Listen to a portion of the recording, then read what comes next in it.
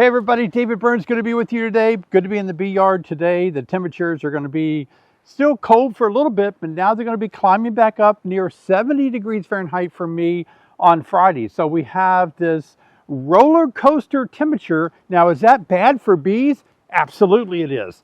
Now, the cold weather that we had a few days ago could actually cause the bees to get into a situation where they don't cluster properly. Maybe they don't cluster by food. Maybe they don't cluster as one cluster, but the rapid drop in temperature causes them to cluster in two different clusters, which may not make enough heat to have the colony survive. And so I've already heard from some beekeepers that their bees have died this fall.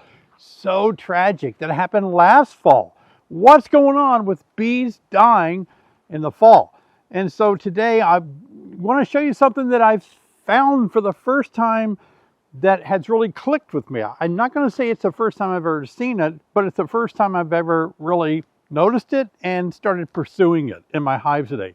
So what I've noticed is that I usually stop feeding my bees, and I've told you guys that it doesn't pay to feed them when the temperature drops below 50 degrees Fahrenheit in the daytime, because the water gets colder, the syrup on top here gets colder, the bees kind of cluster down below, and that stands to be true, and I'm going to show you, but it also stands not to be true.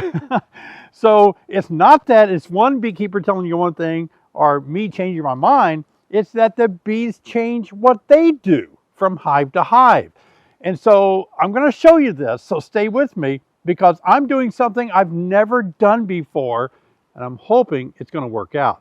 Now let's take a look at this hive. Do you remember this hive here? I actually made a video where I put in insulation in the top of it because I felt like I was going to get really cold. It was going to get cold. I needed to put insulation in. So I put bad insulation, and then I put this insulation right on top of my feeder board that's in there. I don't think I'll ever be able to get this out, Clay.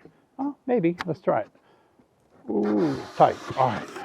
So, as you can see, the bees are not at these feeder holes. And that's why I have typically said, you know, don't bother feeding your bees if it gets below 50 degrees, because this is what happens. But I'm going to show you something that I've never seen or noticed or pursued before, and I'm going to pursue it right now with this hive. So what I'm going to do, because I'm noticing my bees and other hives are still eating at very cold temperatures. So I'm going to put the feeders back on, and we are going to warm up back into the, you know, upper 50s, even up to 60 almost. And so that's going to help our bees a lot. So I'm going to put this on here.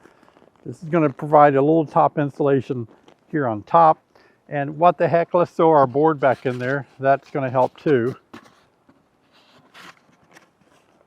Okay, that's cool. And then we'll put our top cover back on, and then we'll put our brick back on. Now, let me show you why this is working. Because right now it's 35 degrees Fahrenheit. And I think that's the warm as it's been for a while. So I decided a few days ago, I wanted to start taking my feeders off. But then, as I started taking them off, I realized the bees were up there feeding on them. All right, so I'm going to show you this. 35 degrees right now. I went and reloaded these yesterday, and they're consuming them rather quickly, believe it or not. But what I want to show you, I'm going to pull one of them up. I'm going to get my camera down there so you can see it, right? All right, so hopefully you can see there the bees are moving around and eating the sugar water up here at the top. See them?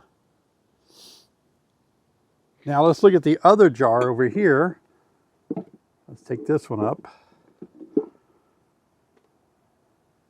Yep, there they are. Look at that. And so that's what made me decide to go ahead and keep feeding my bees. But the trick is to do that, and it is going to warm up. You know, I've got warm temperatures coming, in just a few days. But I feel like the trick for me is this insulation in the top like this. And then I put another piece of insulation on top of the jars, on top of everything.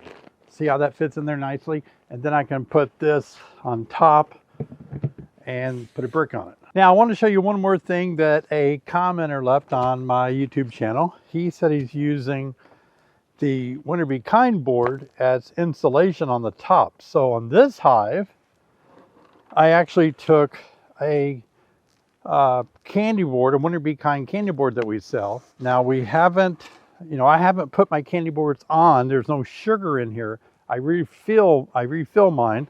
And so what I did was I put it on top of the hive with the insulation actually more or less touching the top of the hive there. And then I put this added sheet of insulation and I put that right on top of that. And then I put my top cover on top of that. So I'm kind of utilizing a Winter Be Kind and the insulation that is in it. And then I have another sheet of insulation on top. That's when we were hitting those really cold temperatures, almost down into the teens, and the chill factor was into the teens. And so I was just putting all of that on this hive here. This hive I'm not feeding. I want to show you one more thing. Another hive that I started feeding, I think it was yesterday. And the bees were really far down below, and then I put the feeder on. Happens to be this hive right here. Now, I did a thermal camera image, a FLIR camera, and the bees are really low in this hive. So they were not up in this top medium super here. I've got a medium soup, I got 2 deeps and a medium super full of honey. They were not up in that honey super. So I put the feed on it. And I want to know, after 24 hours, have they gone up and started eating the food up here? So I'm not going to be disappointed if they haven't. Staying down there on a cold day is fine, but I'm just wondering what kind of results I'm getting by feeding the bees with this insulation on them, even when it's really cold. Oh boy. All right, that's a thick piece of insulation. All right. All right. Okay, no bees there and no bees there. So they're still clustered really far down there, and they're not eating any of the sugar water up here in the top, nor are they even up in their super. So they haven't even started touching the food up in the top. And that's exactly what bees typically do. But as you saw in other hives, they are eating the sugar water, even at low temperatures. And the other thing is, with this hive right here, in about 3 days, it's going to be 70 degrees. And so at that time, the bees are going to go up here and they will be eating the sugar water. Also, I was a little worried that these jars would have frozen the night that it got 21 degrees Fahrenheit, but I came out the next morning before it even got above freezing and checked everything, and they're not bad. They were pretty toasty. So this is working out for me, not to have to worry about going out here and taking jars off, putting jars back on. I leave my feeders on, and I leave a lot of insulation. I put a lot of insulation around them to help hold the heat and insulate the sugar water that I'm giving them. The reason I'm doing this is to support the hive and having more bees that are diutinous bees, winter bees that live 4 to 8 months. Here in Illinois too, it is so dry in the wintertime. Our humidity is so low.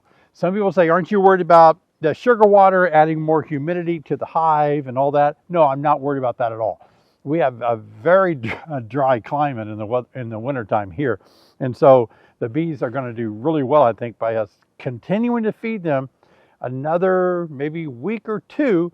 And then, if it gets cold again, you might get down into December feeding the bees like this, where then we can put our Winter Be Kind on. Now, have you heard about the new Tropilelaps mite that may be headed for the U.S.? Who knows? Some people even think it might even already be here. I don't think so. I haven't heard any reports, but we are worried that it might come into the US. I just made a video all about the tropolalaps mite. It's going to really help you guys out to be prepared. Check it out right here.